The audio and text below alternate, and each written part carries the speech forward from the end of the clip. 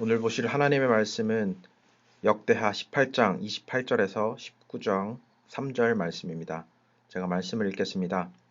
이스라엘 왕과 유다 왕 여호사밧이 길앗 라못으로 올라가니라. 이스라엘 왕이 여호사밧에게 이르되 나는 변장하고 전쟁터로 들어가려 하노니 당신은 왕복을 입으소서 하고 이스라엘 왕이 변장하고 둘이 전쟁터로 들어가니라. 아람 왕이 그의 병거 지휘관들에게 이미 명령하여 이르기를 너희는 작은 자나 큰 자나 더불어 싸우지 말고 오직 이스라엘 왕하고만 싸우라 한지라. 병거의 지휘관들이 여호사밧을 보고 이르되 이가 이스라엘 왕이라 하고 돌아서서 그와 싸우려 한즉 여호사밧이 소리를 지르매 여호와께서 그를 도우시며 하나님이 그들을 감동시키사 그를 떠나가게 하신지라.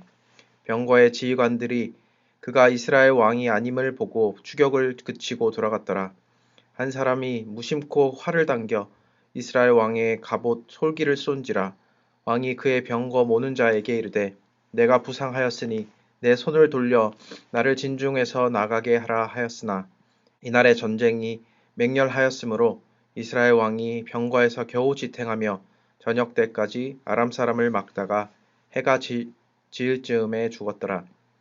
유다 왕 여호사밧이 평안히 예루살렘에 돌아가니 그의 궁으로 들어가니라. 하나니의 아들 선견자 예후가 나가서 여호사밧 왕을 맞아 이르되 왕이 악한 자를 돕고 여호와를 미워하는 자들을 사랑하는 것이 옳으니이까. 그러므로 여호와께서부터 진노하심이 왕에게 임하리이다.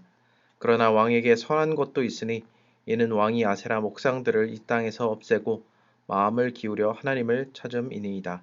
아멘.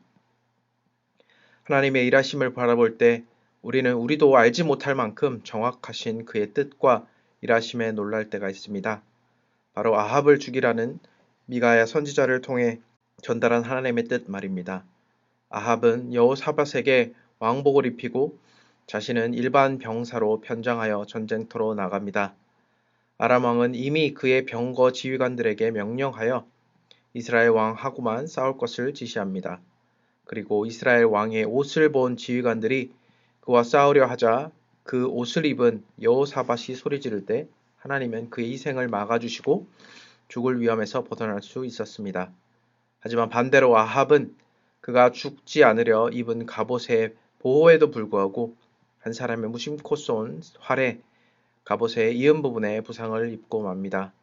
그리고 진중에서 후퇴하려고 했지만 전쟁의 맹렬함으로 인해 돌아가지 못하고 병거에서 저녁까지 지탱하여 아람 사람을 막다가 해가 질 무렵 아합은 죽게 됩니다. 아합은 선지자를 통해 들은 하나님의 그를 죽일 뜻을 듣고 인간적으로 회피해보려 계책을 썼지만 하나님의 뜻 앞에서 꼼짝할 수 없었습니다.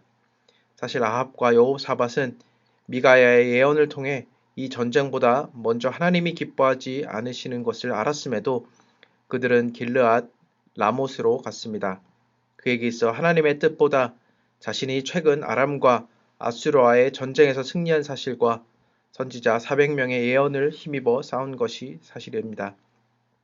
이처럼 하나님의 뜻을 멀리한 자에게 돌아오는 것은 죽음이었습니다.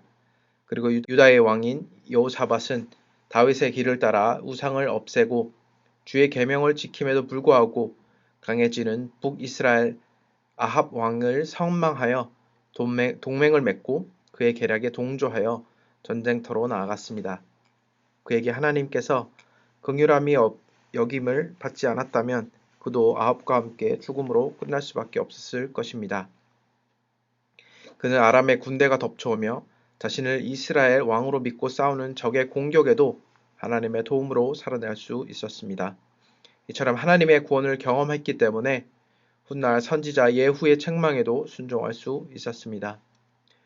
우리는 하나님의 뜻에 귀 기울이지 않고 불순종하는 순간에도 주님은 우리에게 고난을 주시는데 이를 통해 우리가 깨닫게 하는 것이 바로 주의 은혜입니다. 우리는 이처럼 하나님이 주시는 이 고난마저도 하나님의 뜻을 구하며 이김으로 영적인 성숙함을 얻는 주의 자녀들이 되어야 합니다. 내 주위 환경과 나의 뜻에 따라 결정하지 말고 주의 말씀 가운데 그의 뜻을 늘 구하며 세상을 이기시는 모든 성도들 다 되시길 축원드립니다.